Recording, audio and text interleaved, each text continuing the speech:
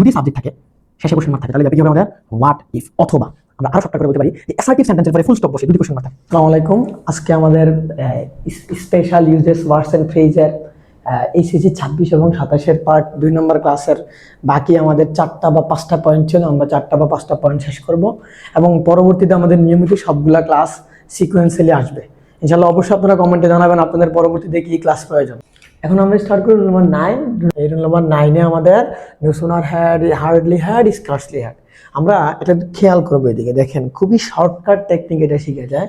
যেমন আমরা লিখবো যে গ্যাপের পরে সাবজেক্ট B3 এক্সটেনশন, এই জায়গাটা সেম, কিন্তু মাঝখানে যদি দেন থাকে তাহলে গ্যাপের পরে সাবজেক্ট B3 এক্সটেনশন, মাঝখানে দেন থাকলে no sooner had. Okay, no sooner had. কিন্তু গ্যাপের পরে যদি আবার সেম জিনিস সাবজেক্ট B3 এক্সটেনশন মাঝখানে হোয়েন থাকে তাহলে গ্যাপে হয়তো হার্ডলি হ্যাড অথবা স্কার্সলি হ্যাড। আমার কনসেপ্টটা ক্লিয়ার আপনারা?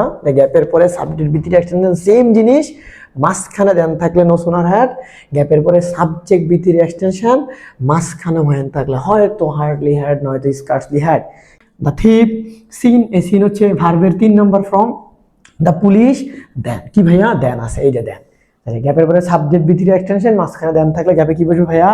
No sooner had. ওকে ওকে, এবার আসেন আমরা তারপরটা দেখবো যে গ্যাপের পরে এই যে the teacher entered the classroom, এই যে মাঝখানে হোয়েন আছে তাহলে গ্যাপের পরে সাবজেক্ট B3 এক্সটেনশন, এই যে সাবজেক্ট B3 এক্সটেনশন মাঝখানে হোয়েন, তাহলে আমাদের গ্যাপে দুইটা জিনিস বসতে পারে, হয়তো ভাইয়া কি, হয়তো হার্ডলি হ্যাড অথবা স্কার্সলি হ্যাড। ওকে, এবার আমরা চলে যাবো রুল নাম্বার 10-এ। রুল নাম্বার 10 হচ্ছে কি, রুল নাম্বার 10 খুবই খুবই খুবই গুরুত্বপূর্ণ। কি দেন, আমরা আগে রুলসটা দেখি।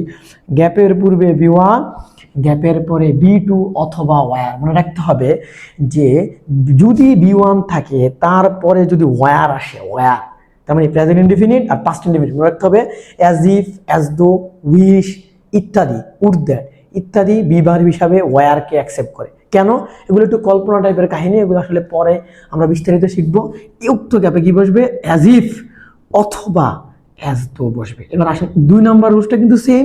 গ্যাপের পূর্বে B2, গ্যাপের পরে হ্যাড প্লাস B3, অর্থাৎ গ্যাপের পূর্বে পাস্ট ইনডিফিনিট হলে গ্যাপের পরে পাস্ট পারফেক্ট, গ্যাপের পূর্বে প্রেজেন্ট ইনডিফিনিট হলে গ্যাপের পরে পাস্ট ইনডিফিনিট। উক্ত গ্যাপে অ্যাজ ইফ অথবা অ্যাজ ডু।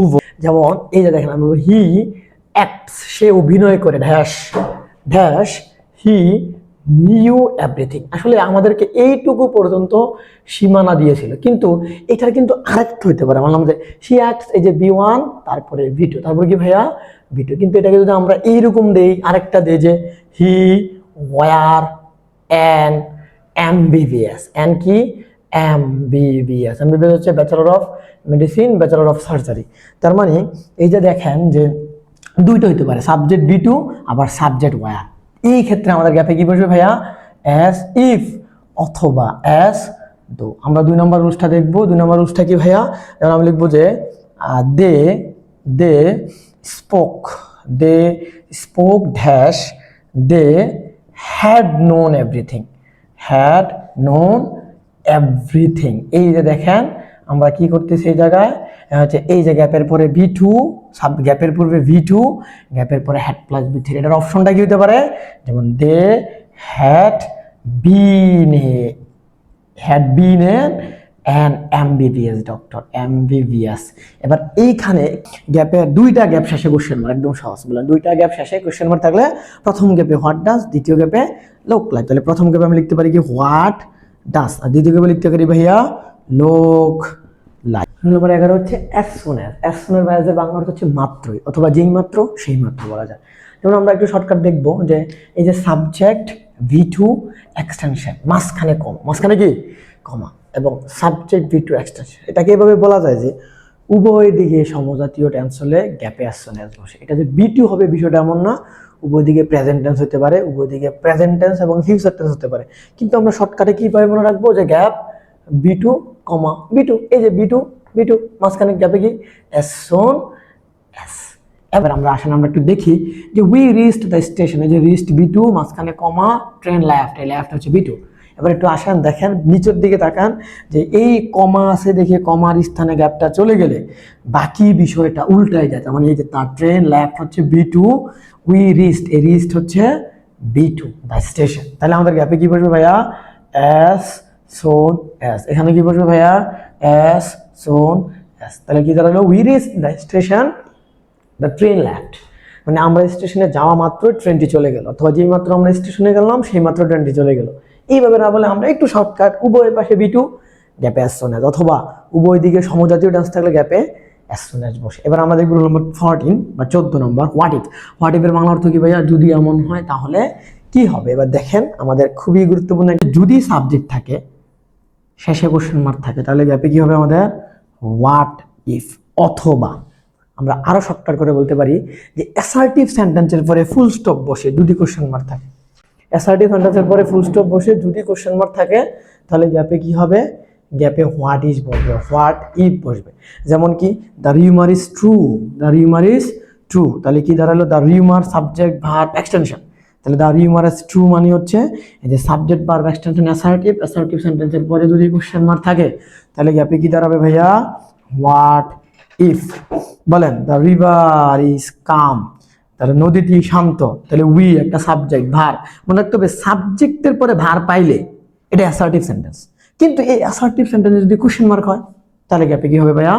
What if. 15 নম্বর 15 হচ্ছে আনলেস অথবা ইফ। আনলেসের বাংলা অর্থ হচ্ছে যদি না, আর ইফের বাংলা অর্থ হচ্ছে যদি। দুটার জন্য সেম রুলস অ্যাপ্লাই করা হয়। যেমন কি এখানে B1 মানে প্রেজেন্ট ইনডিফিনিট এবং will plus B1, B1 will plus B1 হলে গ্যাপে আনলেস। আচ্ছা এবার আসেন, B1 না থেকে B2 থাকলে এই জায়গাটা একটু চেঞ্জ হবে, উইলের জায়গায় উড হবে, would plus B1। Had plus B3 থাকলে এখানে উড হ্যাভ প্লাস B3। এবার আসেন আমরা একটু আগে দেখছিলাম, কি দেখছিলাম? উইল মিন ক্যান মে, তাহলে উইল যে কথা, ক্যান মে একই কথা, অর্থাৎ যেখানে উইল আছে ক্যান অথবা মে বসতে পারবে। এবার আসেন উড অথবা কুড অথবা মাইট, এখানে উডের জায়গায় কুডও বসতে পারে, মাইটে বসতে পারে। অর্থাৎ প্রশ্নে আপনি কুড দেখলে আপনাকে আপনি কনফিউশন হওয়া যাবে না। কেন? আমরা জানি যে উডের একটা ভাই হচ্ছে কুড অথবা মাইট।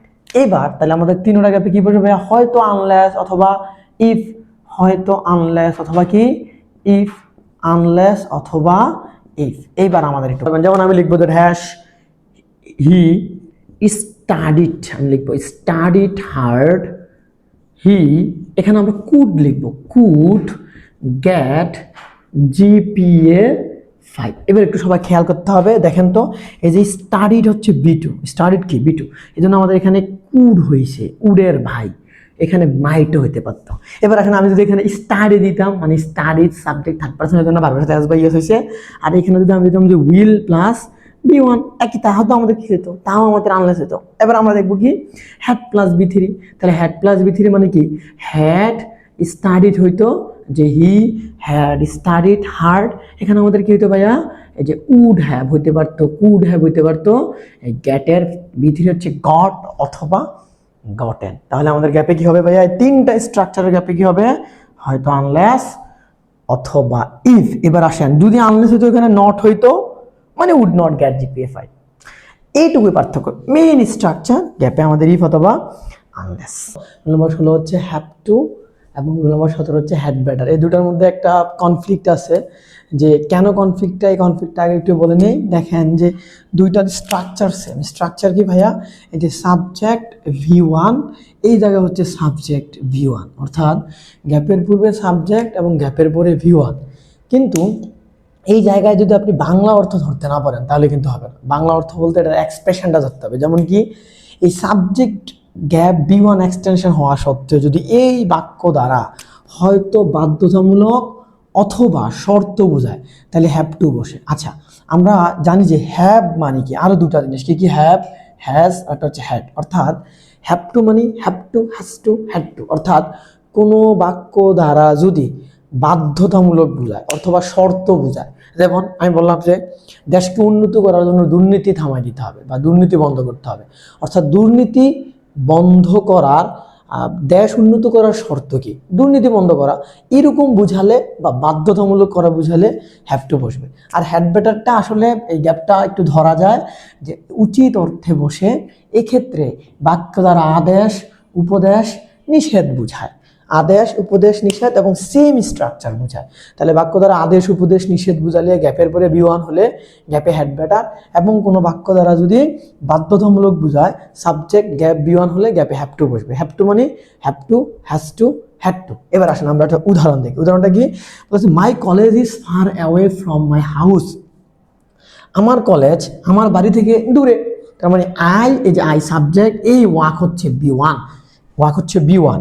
তাহলে আই সাবজেক্ট ওয়াক B1 হলে a long way to go to my college, অর্থাৎ আমার কলেজ অনেক দূরে, আমাকে কলেজে হাইটে যেতে হয়। এখন কলেজ আমার দূরে হোক, যত দূরেই হোক, আমি তো কলেজে যেতে বাধ্য। তার মানে সাবজেক্ট B1 হলে যেহেতু বাধ্যতামূলক, বুঝতে পারছি, তাহলে গ্যাপে হ্যাভ টু হবে। এইবার একটু আসেন 2 নম্বর উদাহরণটা। ইট ইজ রেইনিং হ্যাভিলি, ভারী বৃষ্টিপাত হচ্ছে। ইউ লিভ আর্লিয়ার, তার মানে সাবজেক্ট একটা গ্যাপের পরে B1, তাহলে গ্যাপে আমাদের কি বসবে ভাইয়া? গ্যাপে বসবে আমাদের হ্যাভ টু না হ্যাড বেটার, আমরা একটু দেখবো। কারণ বলছে ইউ মানে তুমি। দেখেন যেই জায়গায় তুমি শব্দটা থাকবে ভাবতে হবে ওই জায়গায় হয়তো আদেশ, হয়তো উপদেশ, হয়তো নিষেধ। আমি বললাম যে তুমি ভাত খাইতে যাও, তুমি স্কুলে যাও, তুমি পড়তে যাও, তুমি খেলতে যাও, তুমি এই জায়গা থেকে চলে যাও। এই ইউ দ্বারা আলটিমেটলি আদেশ উপদেশ নিষেধ বোঝায়। তার মানে ইউ লিভ আর্লিয়ার, তুমি যাও। তাহলে গ্যাপে কি বলবে ভাইয়া? Had better. ক্লিয়ার? একটু খেয়াল করেন তো, গ্যাপের পূর্বে subject educate, it is a verb, আর এডুকেটের বাউন হচ্ছে এডুকেশন। এবার আছেন ওয়ার্ক, এটা ভার্ব। আচ্ছা, তার মানে গ্যাপ সাবজেক্ট গ্যাপ B1। তাহলে দেখেন এই গ্যাপ দ্বারা কি বুঝাচ্ছে? শর্ত বুঝাচ্ছে। দেখেন দেশকে উন্নতি করার জন্য 2টা কাজ করতে হবে, 2টা শর্ত। একটা কি? তোমাকে শিক্ষিত হতে হবে, আর একটা কি? তোমাকে পরিশ্রম করতে হবে। তাহলে আমাদের গ্যাপে কি বসবে ভাইয়া? এই গ্যাপে যদি বাধ্যতামূলক বা শর্ত বোঝায় তাহলে হ্যাভ টু বসবে। তাহলে উইর সাথে কি বসে? হ্যাভ টু বসবে। তাহলে আমাদের এই যে আমরা এই রুলসগুলোকে আমরা যদি আরেকটু শর্টকাট করে ফেলি, শর্টকাটটা কি করব আমরা? গ্যাপের শেষে কি আছে ভাইয়া? B1 আছে। তাহলে B1 দেখলে have to, had better, would rather, how to. এই 4টা আমাকে এইভাবে চিন্তা করতে হবে না, আমাকে একটু টেকনিক খাটাইতে হবে যে এই বাক্য দ্বারা যদি হয়তো বাধ্যতামূলক, হয়তো বাধ্যতামূলক বোঝায়, বাধ্যতামূলক অথবা শর্ত বোঝায়, তাহলে উত্তর গ্যাপে কি বসবে ভাইয়া? হ্যাভ টু বসবে। ওকে, 2 নম্বর কি?